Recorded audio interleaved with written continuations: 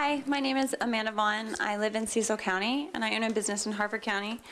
I'm here to talk on behalf of my 17-year-old son, Brandon Vaughn. I'm sorry.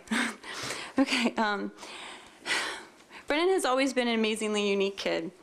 He has always had a passion for government and the history of our country since the age of 5 when he first heard a bill on Capitol Hill. My appearance here today on behalf of my son I find quite poetic because he cannot be here today. Brandon had been involved in soccer, lacrosse, and wrestling since the competitive age of 3.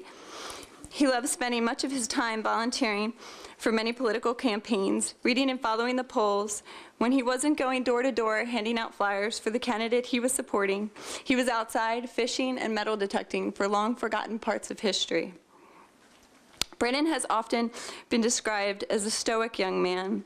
Since at the age of 7, Brandon proclaimed that he was, I quote, going to serve this great country and government and make a difference in the world.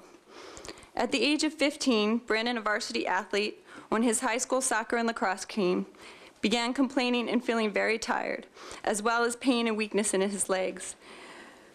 Like many other parents, we brushed these off as normal teenage growing pains. We were wrong. On a Sunday in March 2014, Brandon awoke from his sleep, came into our room, and said he was having trouble breathing and felt weak. He then collapsed in my husband's arms. This was the beginning of what is now a 2-year battle to find out what was wrong and who and how we could help. Over a period of 2 months, Brandon became dramatically worse. Shall I continue? Became dramatically worse. He had 9 ambulance rides, 3 hospitalizations, equaling up to more than 30 days in the hospital. No one could tell us what was wrong. And at this point, Brandon, varsity athlete, was 100% disabled. Our once healthy, strong varsity athlete, full of life and excitement, was now unable to function, wheelchair-bound and bedridden. He began to have seizures, as well as extremely high blood pressure, tachycardia, and complained of vision problems, muscle spasms, and trouble breathing. He required my husband and I to help bathe him, feed him, and dress him. A fellow lacrosse parent urged us to consider Lyme. They had only a few years prior lost their 8-year-old son, Jack, from Lyme disease. They told us that Brandon may also have Lyme. I was not aware that Lyme could present in this way, but I asked the doctors to test him. They did and told us the test was negative. He did not have Lyme. We were at that time unaware that the test was inaccurate, and Brandon continued to get worse. I distinctly remember one night when Brandon was doing really bad. He asked me, "Mom, am I going to die? Please, Mom, don't let me die."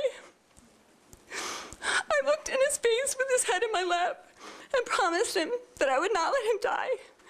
In truth, I wasn't sure, and I truly knew if we didn't get him help, he would. Knowing this, I had to do something. Through friends in our community, we found that the Lyme test was inaccurate, and were advised to find a doctor that specializes in Lyme. Through the channels, we found a Lyme literate MD and took Brandon with our last hopes. After a thorough evaluation, he started treating Brandon immediately for Lyme, and very slowly, Brandon started to improve. Continuing with a world-renowned Lyme doctor in New York, Brandon was able to get out of his wheelchair and go back to school. So with lots of struggle and a steadfast determination, he was able to go back to his love of government and politics, even receiving the great honor of being chosen to represent his district as a page in this, your state house. I'm sorry. Brandon was here, not without difficulty, the first week of session. When he returned home, exhausted from pushing himself, I asked him, "How was it and what did you love?"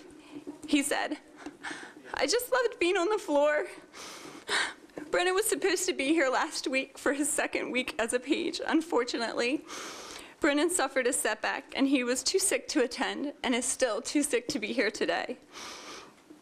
He is back in bed, suffering, unable to do the things he loves. If only we knew that the test for Lyme disease was inaccurate and the Lyme symptoms could vary, then maybe we could have saved Brandon from the severity of his symptoms.